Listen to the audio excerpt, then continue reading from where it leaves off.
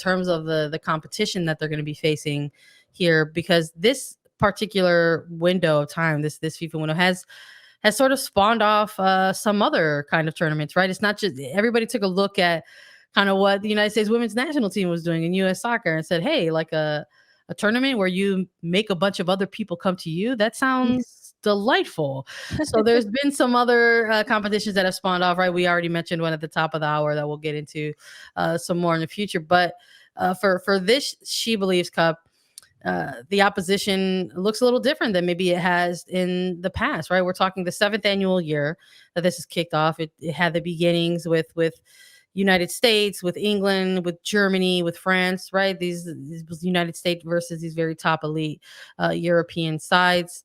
And over the time, it sort of evolved a little bit to include some other sides, whether it was Latin American sides, someone like Brazil, or Asian sides in terms of Japan, and then even more recently seeing a team like Spain in the mix in the past. So for this one, it's going to be Czech Republic, Iceland, and New Zealand for She Believes Cup. And there's always a certain level of narrative around the United States and their, opponents, who they're going to be going up again as they're preparing, right, for, the preparations and ahead of the 2023 World Cup. But when it comes to like these three opponents, Czech Republic, New Zealand, Iceland, who is there a game here in particular that you're like looking at? Is there a team that you're looking at that you think you have circled for yourself, Lisa, that you're like, I really want to see what the United States is going to be doing against this particular team?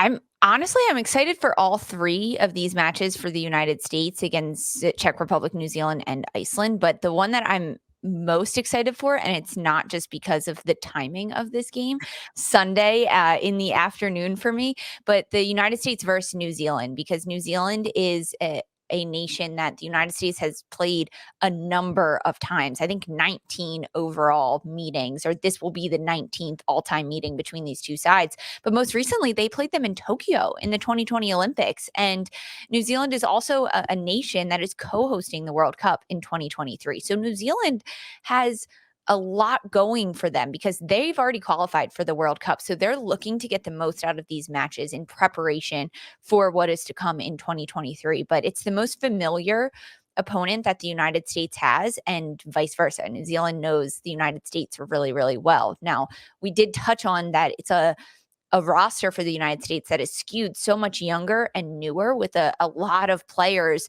that don't have a lot of caps underneath their belts. So it's different for the United States and for New Zealand, but I'm pumped for this game because it's almost like a rematch of that group stage game in Tokyo that happened. The United States ultimately winning 6-1 in that one. New Zealand coming up with 2 own goals in that one. It was a rough go for New Zealand, but that was at a time when the United States wasn't playing their best soccer, right? They were facing a lot of different factors, and the heat in Tokyo and the pressure that they faced, and not having a lot of preparation leading up to the Tokyo Olympics, and injuries that they were faced with. So it was just a number of different factors coming into that match. And I'm hoping that on this February 20th game against New Zealand for the United States, that it can almost be like a clean slate for both of these sides, and they can use what they learned in Tokyo last summer to prepare and progress forward. But that's the game I'm really excited for, especially because it's right in the afternoon on Sunday, so I can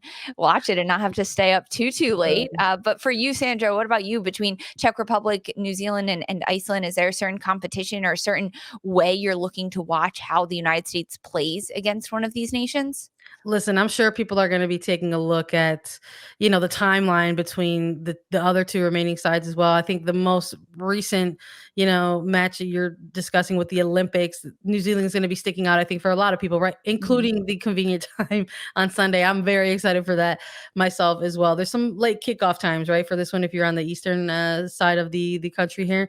But they're going to be looking at the timeline and the history between these other matches, right? When we're looking at the Czech Republic, it's only going to be the second meeting ever between those two sides, right?